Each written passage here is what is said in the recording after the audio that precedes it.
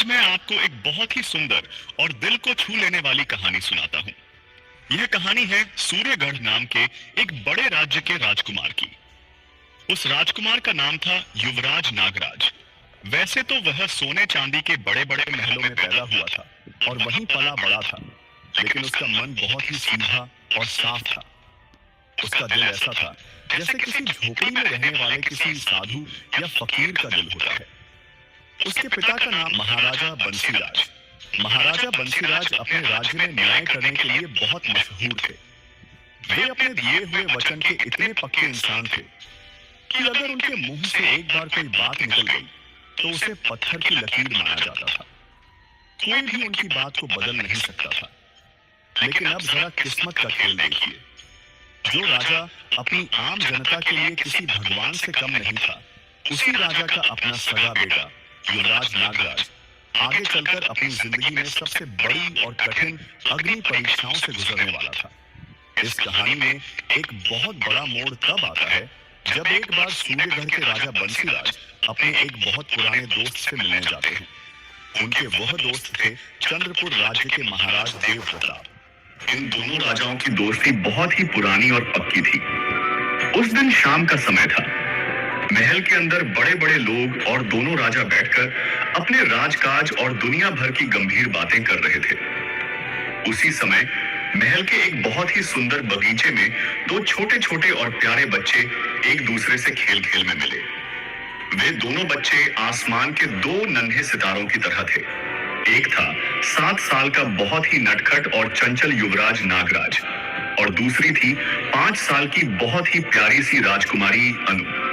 उस समय नागराज एक आम के पेड़ पर चढ़ा हुआ था। वह मजे से पेड़ पर बैठकर आम तोड़ रहा था और नीचे जमीन पर खड़ी छोटी सी अनु बहुत ही हैरानी से उसे देख रही थी।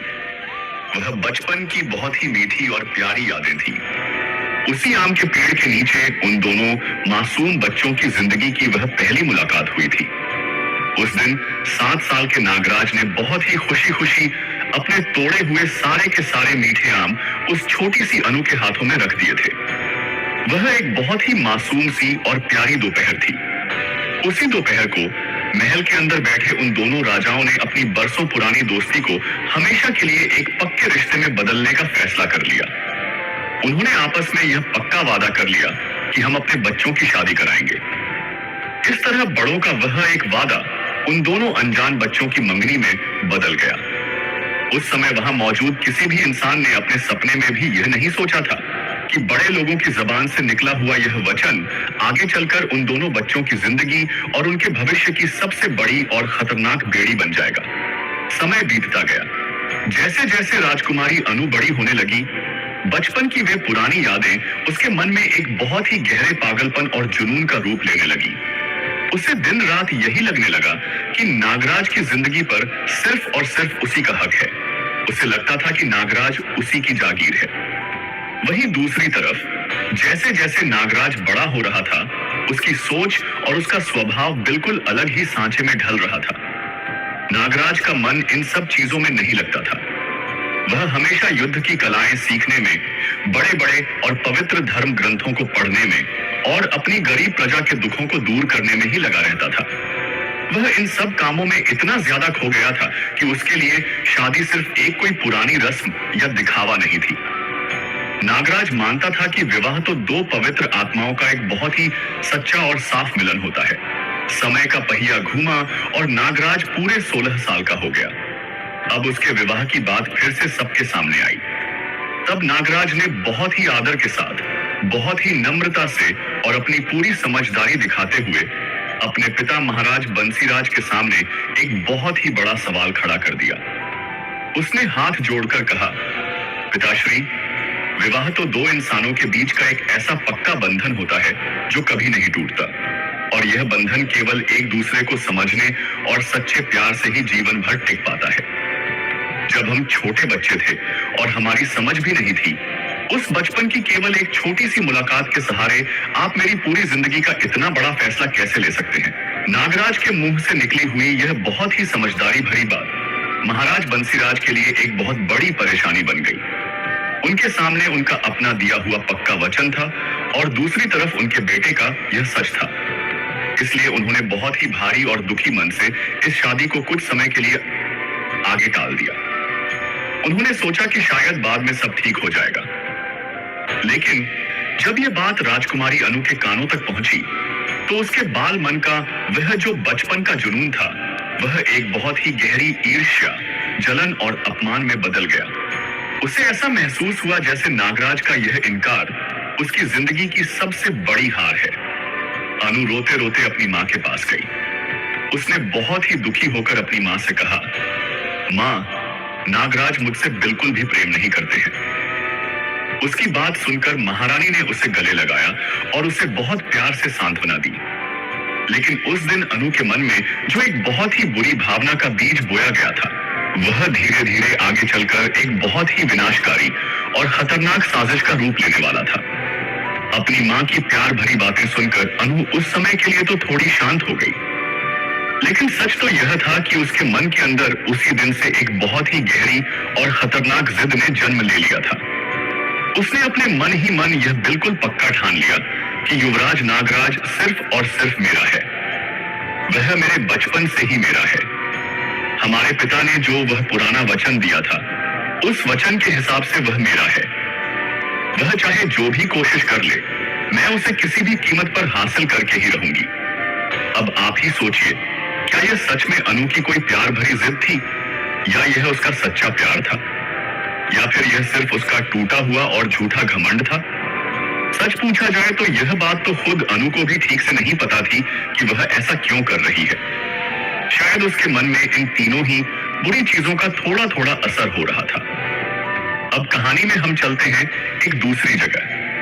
मृदुपुर नाम का एक बहुत ही प्यारा सा गांव था। यह गांव पवित्र सरस्वती नदी के किनारे पर बसा हुआ था। इस छोटे से गांव के लोग बहुत ही गरीब और सीधे साधे थे। वे लोग मिट्टी के सुंदर बर्तन बनाते थे और उसी से अपने परिवार का पेट पालते थे। इन्हीं सीधे साधे लोगों के बीच एक लड़की रहती थी जिसका नाम था चंपा। चंपा एक बहुत ही गरीब कुम्हार की बेटी थी। उसकी जिंदगी बहुत संघर्ष भरी थी क्योंकि उसकी माँ बचपन में ही उसे छोड़कर भगवान के पास चली गई थी। घर में उसके बूढ़े और बीमार पिता थे, इसलिए घर की और पिता की पूरी जिम्मेदारी उसी के छोटे और नन्हे कंधों पर आ गई थी। लेकिन इतनी ज्यादा गरीबी और दुख के बावजूद भी चंपा के चेहरे पर एक गजब की चमक और बहुत ही प्यारा तेज रहता था। उसका स्वभाव इतना निडर और साफ था कि गांव के बड़े बड़े और अमीर सेठ भी उसकी साफ साफ बातों से डरते थे। एक दिन सावन के महीने की एक बहुत ही धुंधली सी सुबह थी। हल्की हल्की बारिश हो रही थी। चंपा अपने सिर पर मिट्टी की बहुत सी मटकियां रखकर बाजार की तरफ बेचने के लिए जा रही थी। उन मटकियों को बेचकर उसे अपने बीमार पिता के लिए कुछ जरूरी दवा खरीदनी थी। ठीक उसी समय राजमहल की रोज रोज की उलझनों से परेशान होकर युवराज नागराज अपने घोड़ों के साथ बहुत ही तेजी से उसी पतले और संकरे रास्ते से गुजरे। घोड़ों की बहुत तेज रफ्तार और उनके टापों के भारी शोर से चंपा एकदम घबरा गई। उसका संतुलन बिगड़ गया और उसके सिर से एक मटकी, जिसे उसके पिता ने बहुत ही मेहनत से बनाया था, नीचे जमीन पर गिरकर चूर-चूर हो गई। जैसे ही घोड़ों के उड़ने वाली धूल थोड़ी शांत हुई और नीचे बैठी, चंपा ने अपना सिर ऊपर उठाया और सामने देखा। उसने देखा कि सामने एक बहुत ही शानदार और ऊंचे घोड़े पर सवार, सिर पर मुकुट पहने हुए एक बहुत ही तेज और सुंदर युवक खड़ा था। यह युवक और कोई नहीं बल्कि सूर्यगढ़ के युवराज नागराज थे। नागराज उस समय चंपा की सादगी और उसकी काली आंखों की उस अनोखी चमक को देखकर जैसे एक पल के लिए बिल्कुल ठिठक से गए। वह उसे बस देखते ही रह गए।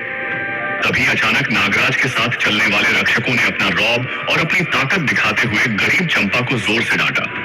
उन्होंने चिल्लाकर कहा, अरे ओ मूर्ख लड़की, तुझे क्या अपनी आंखों से दिखाई नहीं देता? तूने हमारे युवराज का रास्ता रोकने की इतनी बड़ी हिम्मत कैसे की?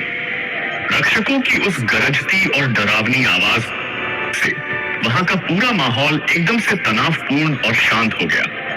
किसी की भी कुछ बोलने की हिम्मत नहीं हो रही थी। लेकिन चंपा बिल्कुल अलग मिट्टी की बनी थी। उसने न तो अपनी नजरें नीचे झुकाई और न ही वह डर के मारे एक कदम भी पीछे हटी। अपनी उस टूटी हुई मटकी की परवाह किए बिना उसने एक ऐसे साहसी और निडर अंदाज में उन रक्षकों और युवराज की ओर देखा कि राज दरबार के बड़े बड़े और बहादुर योद्धा भी उसे देखकर हैरान रह गए। उस पल वहां एकदम गहरा सन्नाटा पसर गया। वह अपनी जगह पर बिल्कुल सीना तानकर